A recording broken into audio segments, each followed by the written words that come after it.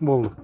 Бүгін 21 қаңтар 2022 жыл Түркістан облысы бойынша балық инспекциясының мамандары және де Шардара су қоймасының СП Хамид су қорықшыларымен бірлесіп рейдтік іс-шара ұйымдастырып жатырмыз. Қазіргі таңда рұқсат етілмеген ауторлар, яғни Қытай ауторларын қойып, браконьерлер жолымен қойып кеткен ауторларды жинау үстіндеміз. Су қорықшыларымен бірлесіп осы жөнінде бейнетаспаға түсіріп жатыр.